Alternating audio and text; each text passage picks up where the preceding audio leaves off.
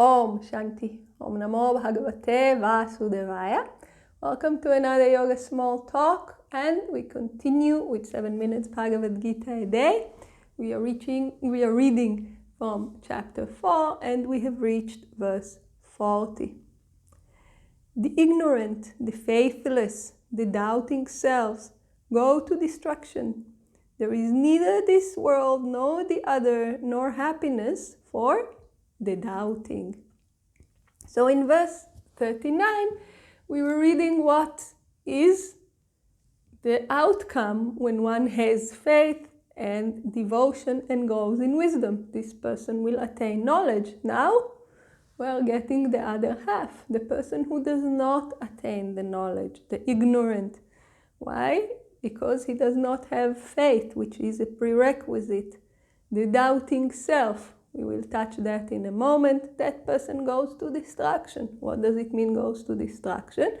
That person who associates himself with the body, mind, and senses considers himself destroyed when the body drops, which is the outcome of every birth. Once a person is born, we know that at this or that point, the body will drop.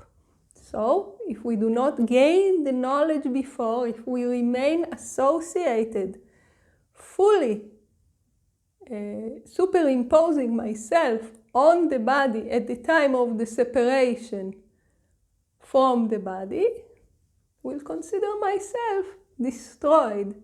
So this person goes to destruction. Swami Shivananda tells us, the ignorant, one who has no knowledge of the self, capital S, meaning has no knowledge of the supreme reality.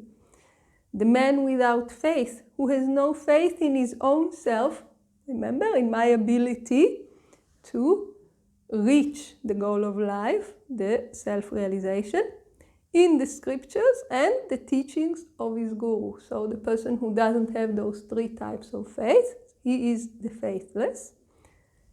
Now, the doubting. To understand what the doubting is, a little bit of a reminder.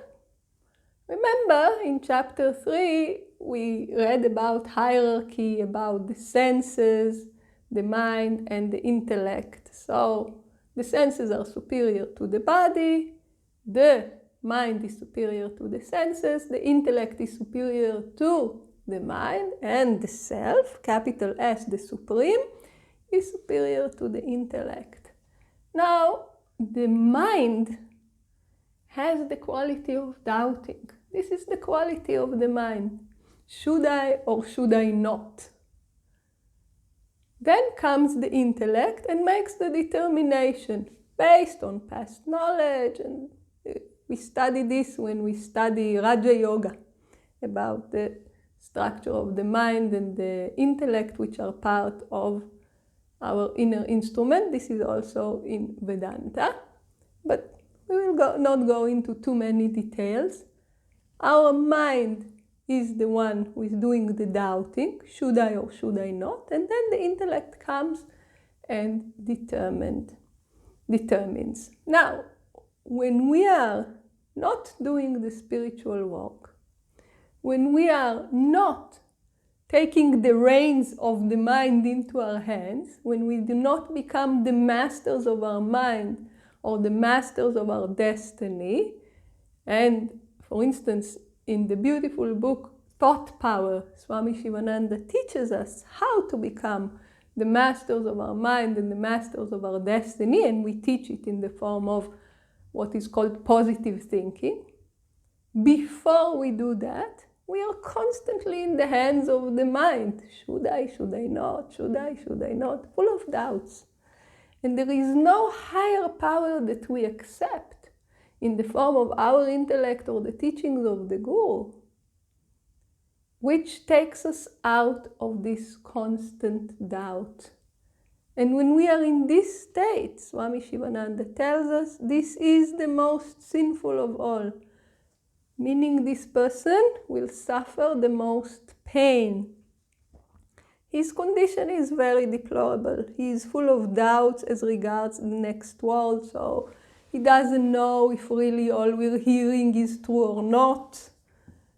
He just has his present experience. So there is no guiding compass, in other words. He does not rejoice in this world also, as he is very suspicious. When we have no guidance, when we accept the authority of nothing, we are not very stable in what we are doing, because there is constantly the fear. If I'm not doing things out of faith, out of guidance, out of conviction, I'm never at peace, because the mind will doubt. Is it good?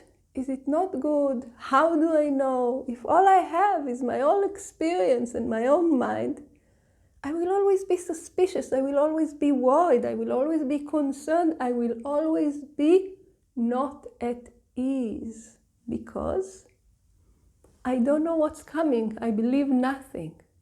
No faith. And this brings a lot of suffering, as Swami Shivananda is telling us. He has no happiness. How can there be happiness when we are constantly doubting, when we are constantly worrying, when we accept no guidance of no one, when we don't have any compass to guide us? There can be no happiness. And this is what this verse is telling us. When we read it together with verse 39, when you have faith, when you follow the proper instructions, when you do the practices, when you control your mind and your senses through the purified intellect, you can reach the Supreme. On the other hand, when you are faithless, in ignorance, when there is no guiding compass, and all we have is the doubts of the mind, there will be distraction and misery. And when we reflect upon this truth, it gives us a very, very, very strong motivation to come out of this misery. First, to start controlling more our mind by practicing yogic practices such as meditation and positive thinking, and then to transcend the whole thing. This is the message here, and we will be concluding the chapter with the remaining verses in the next teaching. So please join us for the next video. Om Shanti.